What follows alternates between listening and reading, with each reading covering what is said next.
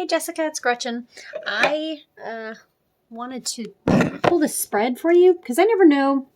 It's kind of a long spread, and so I never know if you were going to be in on Sunday or not. So I thought, you know what, I'll just record it for you. That way, you can listen to it. Like I said, it's kind of a lengthy one, but it's the one that I gave to Mike, and he really liked it, and I think it's a cool spread. So it's the Wild Unknown archetype. And the name of the spread is The Inner Quest. So this is about kind of, I don't know, with the book, it's kind of corny. It says, what is the mythic narrative I'm in? But it's what's the current story of my life. So it basically boils down to who, where, with what, and why. So I thought I would just record this for you. I shuffled, I did kind of do a little bit of meditation, and I shuffled the deck and a couple cards popped out. So we're going to begin. So the first one is the who in the story, the archetypal side of the self that is most dominant in the story. This is the part of you that needs attention in order for you to understand and move forward on your quest. So it's basically you. So, oh, funny. I'm going to have to read two because you got two actually that popped up. So we'll take one at a time. Normally I only pull one, but two of them wanted to show. And this Starborn actually came out twice. So I'm actually going to read that one first. You got the Eternal Child and the Starborn. But the Starborn I'm going to read first because that's the one who I initially it popped out and I put it back in. It's a number 3 of the deck. So this is the who. So this is basically represents you in your life's journey. The Starborn, the divine child, the star child, the destiner. An elusive yet radiant aspect of the self, the Starborn archetype points to the cosmic spark of light that arrives with each being at birth. The moment the newborn crowns, whether vaginally or surgically, the royal stars above are said to constellate in a unique shape that maps our path in the world. The idea of destiny is controversial, yet the Starborn naturally feels a sense of destination and purpose, aiming itself towards a future that is beyond the mundane. When this card appears, travel back to your birth story for clues and insight. What did you desire when you were young? Practice seeing your life from a mythic point of view rather than as a series of logistics. Read the story of the 3 fates and envision yourself born under the stars with a unique destiny. So when it's upright, which it is, it's a light, trusting, vibrant, and aimed. When it's dark, it's feeling of misalignment and lots of longing. So have your chart read, study your constellated shape, ask questions. What does the process conjure in your faith or mistrust? Let me read that again. Ask questions. What does the process conjure in you, faith or mistrust? What would happen if you saw the galaxy as your ally? When the card appears, don't be surprised if you receive a surge of desire for a long-lost dream, one you haven't visited since childhood. Let this desire shake you up. Now, the other thing I want to say, too, is you got, what's weird is you got the Starborn, but you also, the Eternal Child flipped out, too. So you got the Starborn. So these are both like childlike energies. It's amazing. And I actually have never pulled these 2 cards. And I've done a lot of these spreads for people. So you got card number 3 and card number 4, which is also weird because this deck has been shuffled and I've had this deck for, over a year. So the other one you got is the Eternal Child. Also, these cards both represent you. The inner child, the child of joy. The Eternal Child is connected to the timeless, ageless, and infinite aspects of life. It is radiant and fearless and seeks joy above all else and at any cost. It struggles being bound to an aging body with physical limitations in a world that demands attention to detail and logistics. Logistics came out twice, and so did the word mythic. So that's kind of, logistics especially is kind of strange. Anyways, the Eternal Child wants us to nick all rules and responsibilities and go beyond what others say is possible. It wants you to return with plenty of friends to the land of the free, where divine wine and creativity pour from the earth and sky.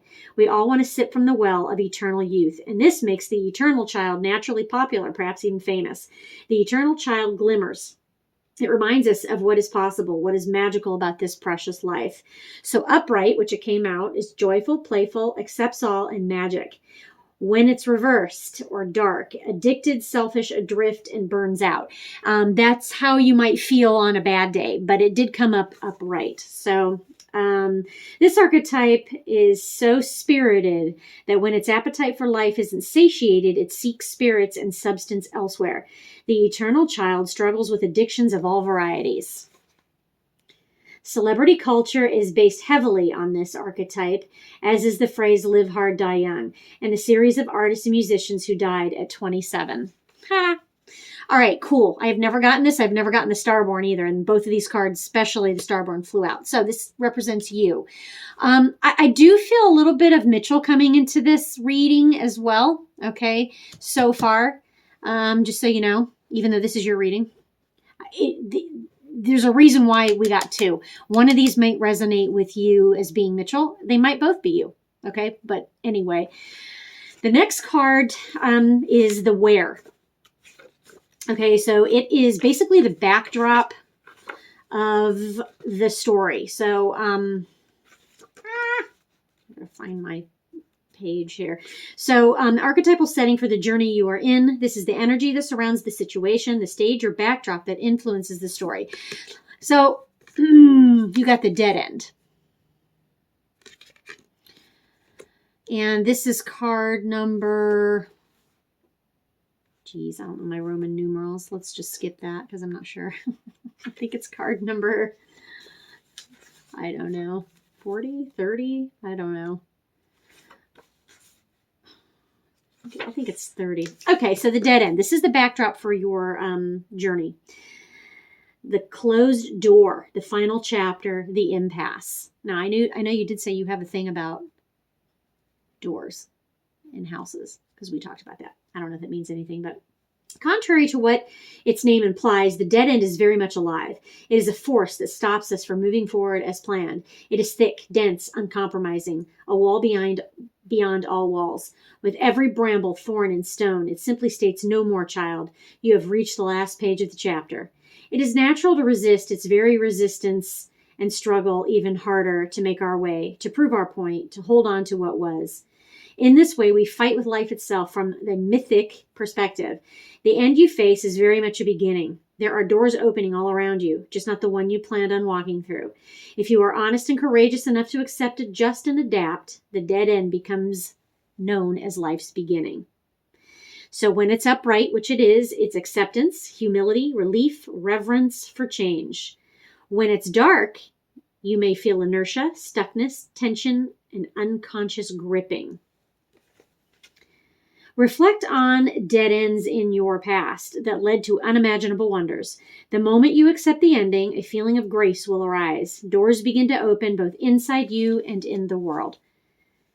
Note that in most stories and movies, the moment the protagonist reaches the dead end, something riveting happens. You are now the protagonist. So I think that's really a cool. I never got that card either. These are cards that I'm not familiar with. Now the next one is the Tool, and I have gotten this one before. It's usually I think when I see the sword, I think of the air signs.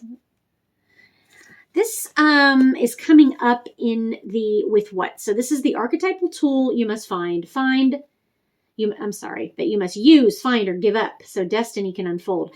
Think of this as the key to the situation or the best tool for the task at hand. So this is the sword.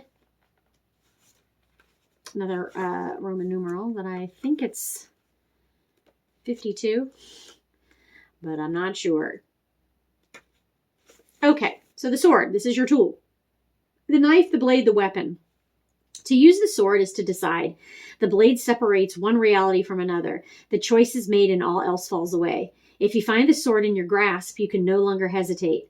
This weapon requires a clear and decisive mind and a willingness to act. An onlooker may think the sword bearer is hasty and violent, but the most compassionate and responsible gesture is one that is honest, swift, and accurate. Our first encounter with the sword is at birth, when the card we share with the mother is cut. This moment defines our separation from her and begins our journey of becoming ourself. We must make these cuts again and again if we are to grow. Decisions shape our life, and the sword is an infamous shaper of destiny. So when it's upright, which it came up upright, is cutting through to what is essential. When it's dark, it's about hastiness, backstabbing, and a dull, painful blade. Contemplate the Buddhist philosophy of the first and second arrow. Swing the sword once with precision and commitment. More than that will be painful for everyone involved. Boundary making, prioritizing, and clarifying are all gestures made possible by the sword. The sword is a metaphor for the pen and the brush, the artist's fierce and graceful tools. So I always think of the sword as just decisive and just able to speak your mind as well, but that's more in the tarot. Okay, so the final and most exciting card is the reason for the journey, or the outcome, if you will.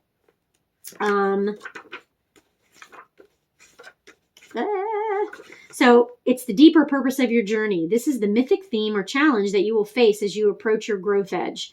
Think of this card as what your entire journey is about. So you have Thanatos, which is Greek for death.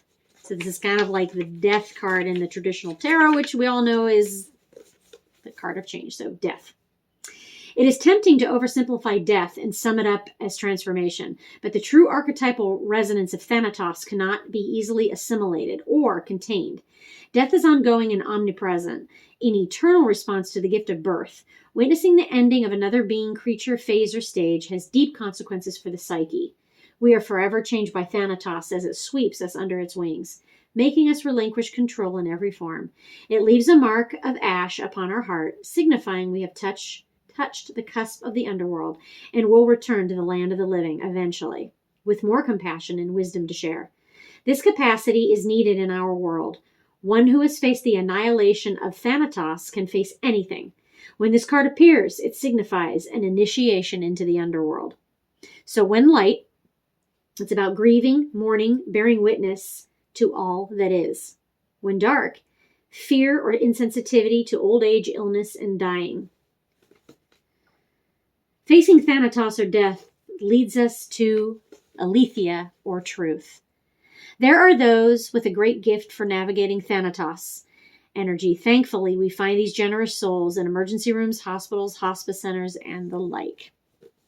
So I hope this resonates with you, Jessica. I feel like I definitely, when I was reading it, could picture you. I have only known you a short time, but it kind of resonated with how I see you, for sure.